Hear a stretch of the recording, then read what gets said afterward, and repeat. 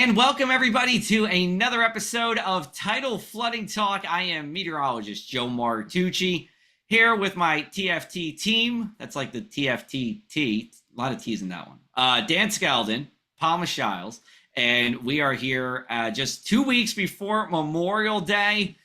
It really feels real. And Palma, we were saying off camera, like you always have to like really be cognizant of when May happens because it kind of just sneaks up on you, right? It does. And I'll add one more T for you. Tuesdays. Oh, you're right. On Tuesdays with the team. Oh my, we should be sponsored by like Lipton Tea or something. So Lipton Tea, if you're listening, sponsor us. Dan, what's going on with you? Oh, not much. Memorial Day early this year too, guys. So yeah, Yeah. going to be here before you know it. Kick off summer, and I think everyone here hoping for a great one. They're all great, but we're hoping for an especially great one. Yes, and we'll hope for a safe summer as well. And I'm doing that to segue us into our guest here for today. We have Chief of Police for Harvey, Cedars. We have Chief Robert Burnaford, friend of mine. We go back to early Preston Atlantic City days for me. But if you don't follow HC Police on Twitter, X, Instagram, all the socials, please do. A lot of great information if you're going to Harvey Cedars in Long Beach Island, but also just seeing what's going on in town. Some awesome sunrise, sunset photos, photos of snow on the beach. We're not going to talk about that for a few months. But with that being said, we welcome on Chief Burnaford to Tidal Flooding Talk. Thanks for being on here. Hey, thanks, Joe. And thanks, everyone. Very happy to be here and looking forward to our conversation. Absolutely. We'll start off just with the obvious. Summer's coming soon here. So, tidal flooding aside, what's it like for you during the month of May before Memorial Day? What's going on at police headquarters? Yeah, so, all the police officers in the department, we look forward to summer just as much as everyone else does. So obviously, Memorial Day weekend, the unofficial start of summer. This is something that we've been working since Labor Day, really, in planning and preparation to get the town and the department up to speed and ready to go so we can, properly serve the community once everyone arrives. And how many officers are on your staff? And, I'm sure you're hiring some class 1 or class 2 officers. How does that break down? Yeah, so we're a smaller agency. So we have 9 full-time officers all year round. And in the summertime, typically, depending on, various situations, we may have, 1, 2, or 3 class 1s or class 2s that we'll bring on. Got it. So let's talk about this previous winter.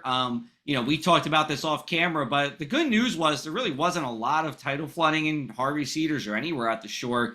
How do you think the winter went from a weather/flooding perspective? Yeah, so I think you're right. I mean, we really lucked out. For a while there, we felt that every storm that came through, or every weekend, it felt like at some point we were experiencing a lot of tidal flooding. But this time, Joe, like you mentioned, we were very fortunate. We were still prepared, for those various events, but we were very pleased to not have that many to go through. Chief, what's the role of a police department now, when there are, let's just say, nuisance, minor flooding situations, or the more significant storms? What are some of the roles that your officers in your department, have to partake in a shore island community, when you're having these various degrees of tidal flooding episodes? Yeah, sure. So that's a great question. So whether it's summertime or the wintertime, and whether we have 12,000 residents there or 500 in the wintertime, we're there to help. So it all starts with you guys, the professionals. Every day, whether it's going to be sunny or whether we're going to get a blizzard or a tropical storm, we rely on the expertise of you folks, so you can give us the forecast of what we're going to see. So it kind of starts with the forecast and the planning to see what's to come. And then once we start to do that, and once we've got a feel for, okay, we're going to have a tidal flooding event coming up, we want to make sure we start to reach the community through the social media that we kind of spoke about a few minutes ago, really to try to, tell the residents, listen, this is being forecasted. It's not going to happen today. We have time. Let's be prepared. And then once that happens, and then, we know the low-lying areas in town, most, if not all communities and the leaders in those communities, they know their low-lying areas. So they know, who will be impacted most likely. So obviously we want to make sure we touch base with them. And then in the event that we have to then, respond to emergency in those situations, in those low-lying areas, we have to be prepared. So we have, we have two different high water vehicles that we have with the department, and we have a Hummer and we have a 5-ton vehicle. So again, we want to make sure those are up and running, and then we're fully staffed to make sure that we can go down and help someone in the event of those tidal flooding situations. Now, how much do you prepare in advance with other departments or other agencies? Is, preparing for a coastal storm something that is discussed well in advance with your fire department, your OEM, and really any other agency that could assist? Yep. So, it starts locally, right in Harvey Cedars, where, our like you said, our OEM, our police department, our fire company, our elected officials, we meet regularly. So we're all on the same page, and we've been doing that for a long time. So that's really, we're really comfortable with that. And then of course, LBI, it's a few different towns in LBI with their own different police departments and their OEMs, but we communicate regularly, whether we have a weather event or not. So yes, we do coordinate with them. And then obviously we want to continue to coordinate with Stafford Township, because they're on the mainland side of us, and also with Ocean County Sheriff's Department and their OEM, because we rely on them for their resources and their expertise. So to answer your question, yes, we all communicate very well. We all put egos aside. We all have similar issues when it comes to that. And as most know, for Long Beach Island, there's one way on and one way off. So if that comes to an evacuation of some sort, we need to make sure that we plan that accordingly. Yeah, that was going to get into my next question. One way on, one way off, right? Route 72 over there. And I've seen when I've gone over the bridge from Stafford into LBI, sometimes, it floods even right there, right as soon as you get off the bridge. In your time in Harvey Cedars, what has been done, to improve upon it? Because I'm sure it probably would, it was still drivable for me, but I'm sure at one point it might have even been worse. Like, what have you seen over your time to improve that access way onto and off of the island? Yeah, so for those who have been to Long Beach Island in the last few years, you've noticed a lot of construction that's been going on. Yeah. Some have felt that it's been longer than it should be, but that's not for me to say. But a lot of that has been to help the drainage in that area, right in Ship Bottom, kind of where you come on to Long Beach Island. And what we have seen that to be successful. So that's been huge, because a lot of the times, we have a tidal flooding situation in that area of Ship Bottom, which is a problem for us because we can't possibly maybe not get off the island. But in Harvey Cedars, we might be dry. So again, that kind of goes back to the point of we all need to communicate, because we might not be experiencing any tidal flooding issues per se at the time in Harvey Cedars, but in order for us to get off the island, we have to travel through Ship Bottom. So if they're experiencing tidal floods, we need to make sure we communicate. But thankfully, with the state and the others involved in that project there in Ship Bottom, it has certainly helped from at least from what I've seen during various flooding situations. And just with the residents or the people who are there, right, in Harvey Cedars, I mean, what's that like, talking to them? Like, hey, it's not, no flooding here, but you're probably going to be going off the island at some point and it's flooding there. Is that something, like, how do you do that to the public? Yeah, so it's difficult, because then they'll ask you, well, do we leave or do we stay? Right. And sometimes in a situation, it's obviously it's safer to leave. Right. So we that's why we have those high water vehicles where during Sandy, right, where we helped people get off the island. And of course, if it's not safe to travel through an area like the Ship Bottom, then we wouldn't obviously encourage people to travel in areas where it wouldn't be safe. But that's where the planning comes in. A lot of these situations are predictable that we've seen. So we strongly encourage people to take the time and do it now, and make sure that you get off the island as soon as possible. Awesome. Good stuff. We're going to go to our first break here, and we'll come right back with Harvey Cedars Chief of Police, Robert Burnaford. Thanks to the New Jersey Coastal Coalition, your flood insurance bills are lower and your streets safer from the reality of flooding. Since beginning in 2013, we build more resilient shoreline communities. Our member towns develop and share in best practices that anticipate future concerns and create flooding solutions. From our town-specific free web app for flooding information to our weekly Tidal Flooding Talk show, we focus on flooding 24/7. Visit www.njcoastalcoalition.com for more.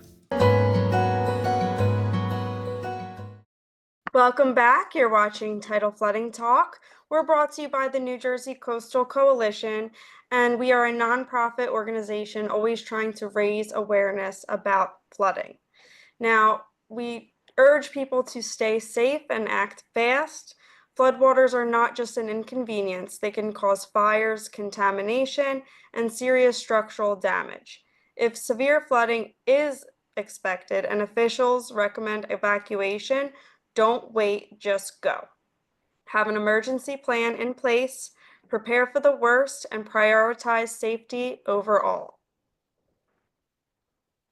Awesome. All right. Well, we're Chief, continuing our conversation here. Dan, sorry if you had a question, go right ahead. I was just going to continue, a shore community is unique, because of that population change. You mentioned it in our first segment. You police hundreds of residents, the year-round residents in the winter, and it balloons to, I think you said 12,000 in the summertime. Yes. Mhm. What's a more challenging time of year for you, or what's your busier time of year when it comes to tidal flooding? Is it the perhaps less knowledgeable of tidal flooding balloon of residents in the summer, but you don't have as many events, or is it more challenging in the winter when you have less population, but you have more nor'easters, more storms, and more flooding events?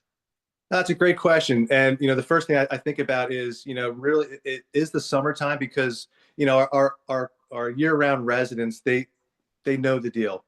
They're more informed. They most likely have been through it. They know where to go. They know what to do.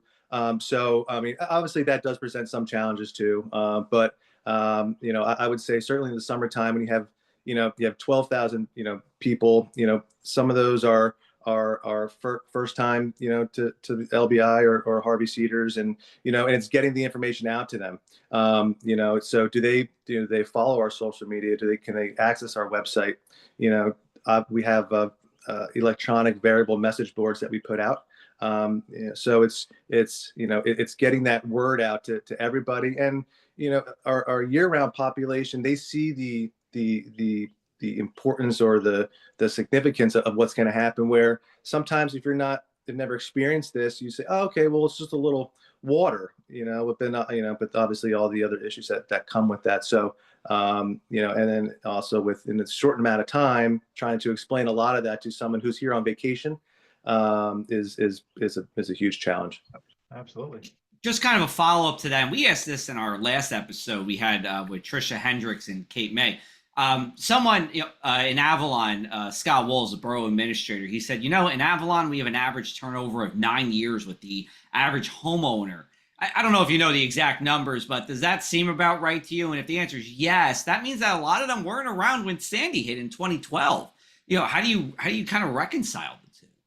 Yeah, so I mean, I can't speak to the numbers, but what I can say is, yes, I see a lot of for sale signs going up for various reasons, whether it's market or whatnot. But there's enough turnover since Sandy that I would say there's certainly a good amount of people who did not experience that, so would not possibly know what to do or see the importance of the messages that we're trying to get out. So it is kind of a, every year and whether it's one resident or 100 residents, you always want to make sure that we reach everybody. So it's important to continually have that community outreach and not wait for an event to happen. So, we have a team of people that help with the community outreach of that. But that's why it's always important not just to wait to an event to happen, whether it's, knock on wood, hopefully a Sandy event doesn't happen anytime soon, and not wait to an event like that to try to get the word out to everybody. So continually, get that message out and make sure we have information available for everybody. A good time to say that there's a 28% chance of New Jersey being within 50 miles of a tropical storm this year, and about a 9% chance of a hurricane. That's from Colorado State University. So fairly low odds, but it is a little above the average for us. So hopefully it just doesn't happen. We don't have to worry about it. Yep, I agree with that. Papa, your mic is off. Sorry about that. Is there anything that you've learned along the way that maybe you weren't prepared for when you first became chief that now looking back you have improved and you're ready for the next coastal flooding event? Yeah, the one thing is, that we continually work on and is just that planning and preparation. You might be kind of short-sighted at some points where you might only think of, I got to do this, this, and that. Well, now you really need to do this, that, and this, that. It just you have so much more that you need to look at, and you have to look outside the box also. You got to make sure, as we mentioned earlier about working with other towns, we're only as good as our teammates, right? And our teammates being the towns around us. So, again, it's just making sure that, yes, we are ready, and we've always been prepared. And I'm not saying the other towns weren't, but it's just making sure that, yep, we're all on the same page. Yes, we're ready. Yes, our vehicles are fueled up. Our generators are fueled up. Our manpower is there and available. That's one thing a lot of people don't realize is, especially in our area where during Sandy, myself being one of them and another officer, we were evacuated from our homes, during that event. And so you have to keep that in consideration too. So there's just a lot of planning and preparation and just making sure that, that you dot all the I's and cross all the T's and utilize all your personnel to their fullest extent, because everyone wants to help, especially in emergency. Everybody's there and ready to go. So just making sure that you don't try to do it all on your own. And Chief, what's it like, I mean, you do all the planning, you're well prepared for the storm, the storm hits, whether it be a hurricane or a nor'easter, what's the feeling like then? Like where do you ride out the storm, and, what's going through your mind when the storm's actually occurring and, let's say emergencies are popping up or could pop up? The planning's a long, arduous, kind of year-round, never-ending process. But what's going through your mind when the storm's actually going on? Yeah, so that just brings me back to Sandy, where I was at the firehouse in Harvey, Cedars when the storm hit, and everyone was told to evacuate. And as the eye of the storm came around, and then the wind switched, it's when the ocean started to breach the dunes and come into the boulevard. That's when we start getting 911 calls. And at that time, we had to make a decision.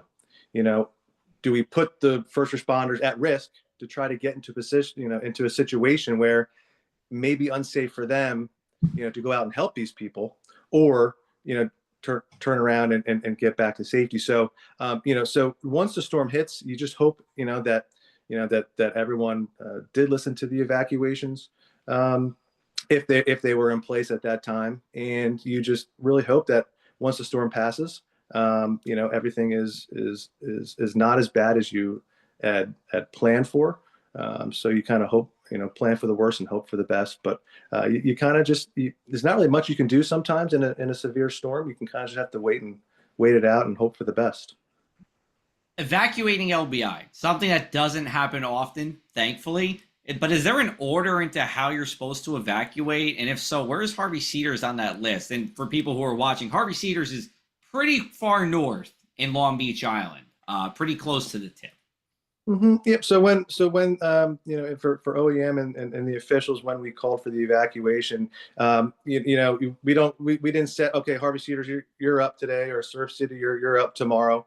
We gave ample time so that it could be done in an orderly fashion. The one thing that I think we struggled with a little bit during Sandy was, and I can't remember exactly what storm it was before that, where we did call for an evacuation because of the forecasted models were to be a significant event. Probably Irene, 2011. Yes. Yeah. Thank you. And what happened? It wasn't much of an event. So now, if as the emergency management officials, we're asking, people to leave because of storm coming, and then a storm doesn't come. And now Sandy comes and we say, hey, a storm's coming, you have to leave. And then, so it took a little bit more convincing for everyone to leave, which the majority of people did. It just took a little bit more convincing. So, we'd never take evacuations lightly. We don't just do it, unless there's a good reason to keep everybody safe.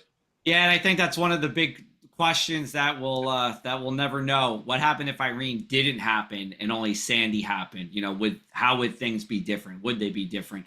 Probably so, but we'll never know. Anyway, we'll take our final break here. We'll come back on the other side with Tidal Flooding Talk.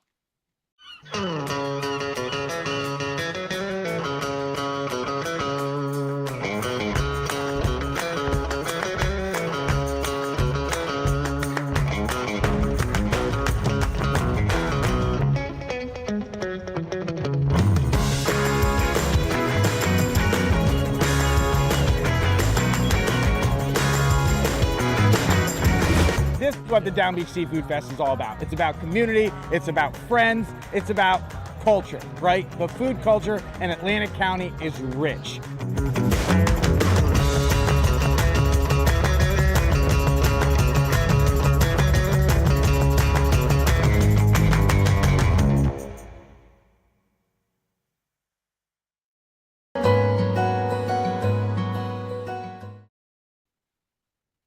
Welcome back to this third and final segment of this week's Tidal Flooding Talk, proudly brought to you by the New Jersey Coastal Coalition.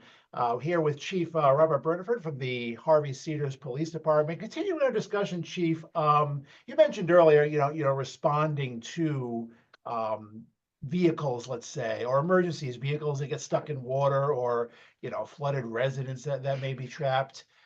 There's that old National Weather Service moniker, turn around, don't drown, right? A lot of people don't turn around. They try to drive through floodwaters, which you should never do unless perhaps you have one of those high water vehicles that you guys mentioned earlier. What's it like? How big of a tool is that in responding to emergencies? Yeah, it's huge. We're so fortunate to be able to have those vehicles at our disposal, because it doesn't take much for any SUV or sedan that someone may own to get stuck in a flooded situation. That's why the old adage of turn around, don't drown. Having these high water vehicles where we can go through feet, 5, 6, many feet of water, to get to where we have to go without really any hesitation. But again, that's why, the old saying too, you leave it to the professionals. We strongly encourage people to evacuate when they can, get themselves out of the low-lying areas ahead of the flooding situation. And then if they can't, let us come help you. What's it like actually in that high water vehicle? I'm sure you've been in it a few times. You got any stories for us about that? Yeah, it's cool, right? You're driving around in these big things, but at the time you're not thinking about that. You're thinking about the mission on hand. But it's just nice to be in a piece of equipment, knowing that you're gonna be able to get from point A to point B. One thing, during Sandy, we had the fire company at the time had a deuce and a half, which is like a big army military vehicle that we used to evacuate people. And during that time, we would have to go out and effect rescues for some of those that didn't evacuate. And when you have the ocean running down the streets as it breached the dunes, that was something that I will never forget. But the vehicles did what they had to do. So it's just a peace of mind knowing that you are in a military vehicle, a high water vehicle, that you can safely complete your mission that you're there to do. Now, we've heard about how you prepare with other agencies and also what you encourage your residents to do, but how have you, what have you implemented within your department, and how have you trained your officers to act in, a coastal flooding event or a nor'easter, any type of storm, really?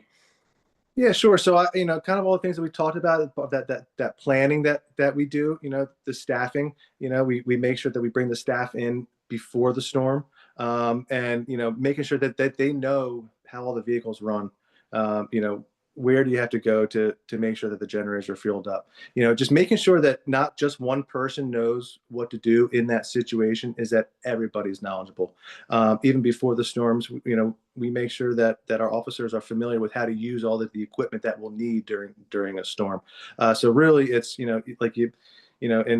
the police world, we train all the time, and for various situations, regardless of what it is, and and sometimes storms is one of those things. So it's just really continually to educate the officers, and ensuring that they have all the proper tools and knowledge to be able to safely do their jobs.